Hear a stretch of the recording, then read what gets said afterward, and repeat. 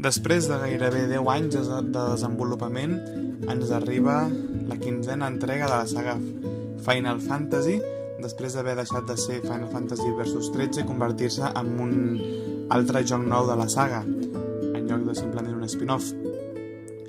Tenim un joc bastant diferent als altres Final Fantasy en el sentit de que ha optat per un joc de món obert i alhora de combats en acció en temps real, en el qual nosaltres portem un grupet de personatges, només 4 personatges, i amb aquests 4 personatges estarem des del principi i arribarem fins al final del joc.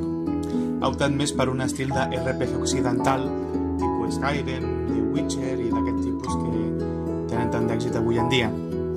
A nivell gràfic el joc està bé, no és el millor joc tècnicament que hem vist en aquesta generació. És cert que al ser un joc de món obert sempre fa bé doncs, que hi hagi el típic de popping amb el paisatge, diguéssim, alguns monstres que apareixen, diguéssim, quan t'hi acostes, que no es veuen. Els NPCs no estan tan currats. Els protagonistes estan bé, tenen un bon disseny, les expressions facials no són les millors que trobem i en general els NPCs i els personatges ultrasecundaris com si fossin de plàstic. Però això es compensa amb diverses coses. Un disseny d'escenaris que està bastant bé, no hi ha una gran varietat de mapes i escenaris, tenim un gran escenari de tipus desèrtic, un altre que és més boscós, per tant no hi ha en aquest sentit una gran varietat, però el món està ben fet, és espectacular, té molts racons per visitar. Quan anem amb cotxe per la carretera doncs tenim paisatges que són realment dignes de veure, amb grans muntanyes. A més, també tenim una ciutat que és la ciutat d'Altícia, que és una ciutat com si fos a lo Venècia, amb canals i tot això, que és molt guai, espectacular. De fet, contrasta amb la resta del joc, que això és una cosa que diré bastantes vegades amb aquesta review, de que hi ha molts contrastos fruit de que el joc va canviar de director més o menys a la meitat del desenvolupament, i això es nota amb tot, amb els gràfics, amb la jugabilitat, amb la història. Amb el tema de gràfics tenim per una banda la meitat del joc que ve a ser com de món obert, i l'altra meitat del joc és un joc que passa a ser molt més lineal, amb escenaris molt més petits, molt més tancats. La ciutat aquesta d'Altícia és fantàstica, meravellosa, però s'aprofita poc en la història i està en poca estona.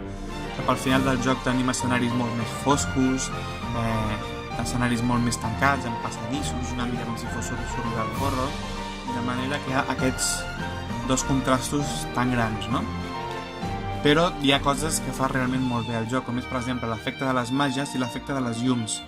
En aquest joc té molta importància el cicle de dia i de nit, per diverses coses, i realment tot el tema de les llums, de la foscor, dels efectes de les màgies està molt treballat. Segurament tècnicament és l'aspecte millor visualment del joc.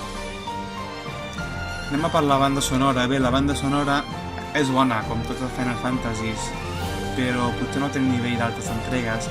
Realment, més enllà del tema principal del joc, és bastant oblidable. És molt instrumental,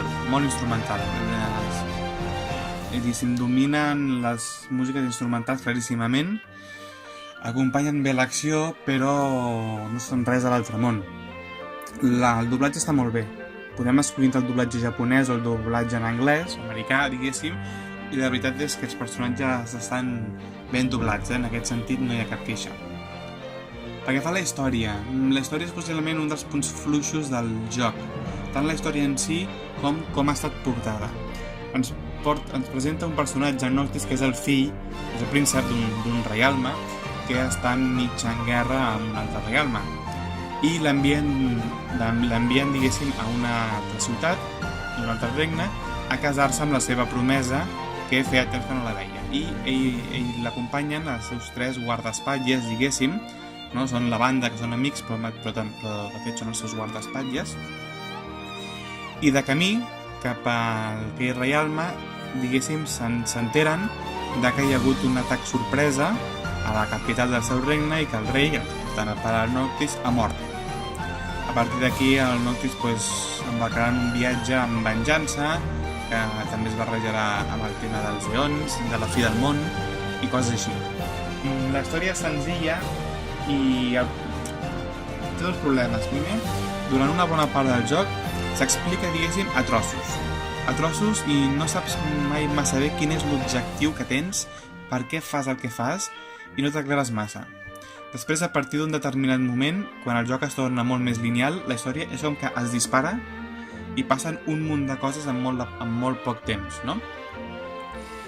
Bueno, no està mal. Possiblement el que destaca més és la relació entre els quatre personatges, no? Entre els quatre personatges de la banda, que realment cada un té la seva personalitat, coneixes una mica les seves històries personals, fan bromes entre ells, diguéssim, aquesta relació d'equip segurament és el millor en aquest sentit i estaria bé que ho haguessin intentat desenvolupar una mica més. La jugabilitat és molt senzilla, és un action RPG on bàsicament nosaltres anem viatjant pel món. Tenim un cotxe amb el que podem viatjar sense sortir-nos gaire de la carretera, de fet. No podem moure'ns per on vulguem amb el cotxe, només per carreteres i carreteres secundàries. I al principi no podem conduir de nit perquè a la nit surten dimonis que ens fundeixen, no? I llavors hem de passar les nits en les gasolineres, perquè realment aquest joc és com si fos l'oest americà dels anys 60 o dels anys 70. És a dir, gasolineres ronyoses, cotxes d'aquells mig rovellats, té aquesta estètica una mica com de la primera pel·lícula de Mad Max, no? Amb carreteres molt llargues i molt rectes i pràcticament no hi ha pobles, només hi ha, diguéssim, gasolineres, motels, no? I algun pueblutxo més enllà d'un parell de ciutats una mica més importants. Bueno, d'una estètica interessant. Ens anem amb aquest cotxe, anem complint les missions, matant els monstres que trobem per allà.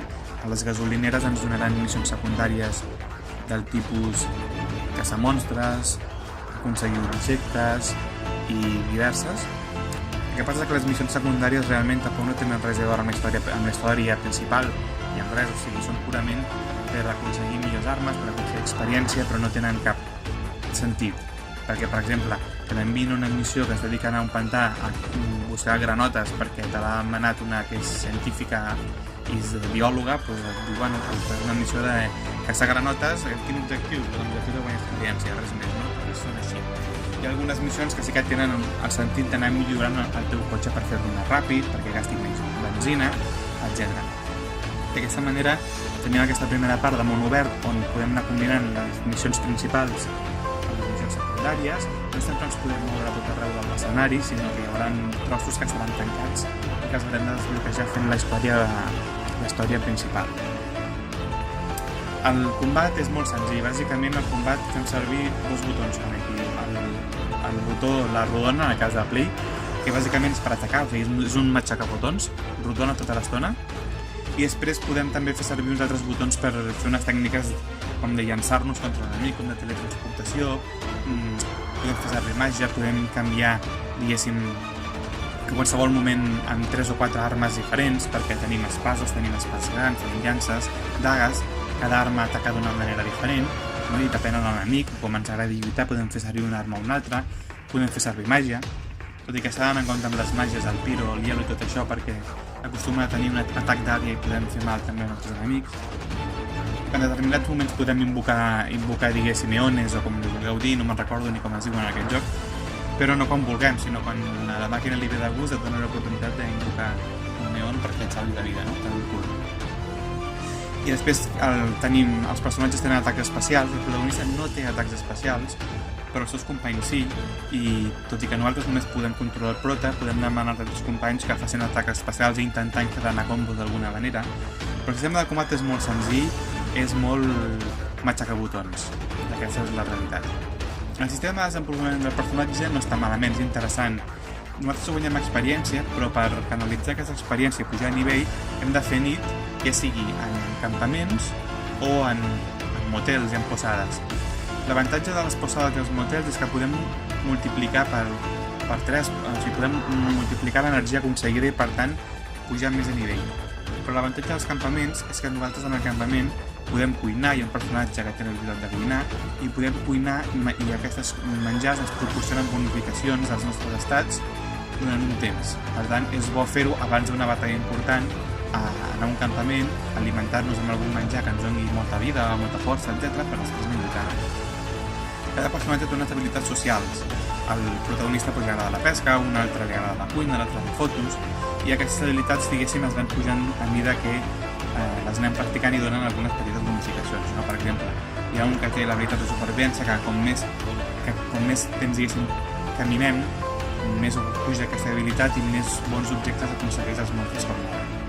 A part hi ha les arbres d'habilitat de desenvolupament, que n'hi ha molts, hi ha com 6 o 7 o 8, i que cada arbre d'aquests es centra en una part del joc. Tenim una per millorar, per exemple, les coses que aconseguim quan matem monstres i quan caminem, una altra que referència a l'equipament que podem portar, un altre arbre fa referència als combos que poden fer servir els seus companys, un altre arbre millora els estats, és a dir, hi ha diversos arbres d'habilitats de diverses facetes del joc. I es posa molt èmfasis en tot el tema de les habilitats dels nostres companys i de com interactuen entre elles, de com es cobreixen. Per tant, en aquest joc, cada personatge, només som 4, i cada personatge és important, i no desenvolupem els personatges individualment, sinó que es desenvolupen d'una manera intrincada amb la resta de personatges, és a dir, es desenvolupa l'equip. No els personatges, sinó que es desenvolupa l'equip.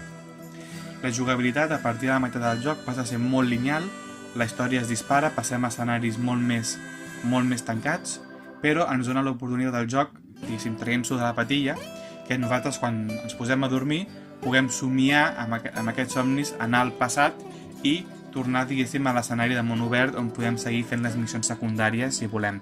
Perquè hi ha un moment que la història, diguéssim, va a tope i no pots tornar enrere. L'única manera de tornar a fer missions secundàries és això, anar a dormir i tornar al passat en un somni i fer les missions secundàries. Més enllà d'això, el joc, diguéssim, no té gaire cosa més. Hi ha el tema de que per la nit, diguéssim, surten dimonis i és un pal viatjar per la nit, i poqueta cosa més. Per tant, és un joc, diguéssim, té clarobscurs, es nota molt el canvi de director i es nota els problemes amb el desenvolupament i dona la sensació que no tenien una idea exactament clara de què volien aconseguir amb aquest joc, no? Gràficament està bé, la història és molt senzilleta, la jugabilitat dintre de la seva senzillesa, diguéssim, està prou bé, no està mal, però, és això, no? És un joc que no sembla un Final Fantasy, òbviament, i té punts forts i punts febles. Hi haurà molta gent que no li agradi, segurament, però si ho hem de mirar en línies generals, és un bon joc.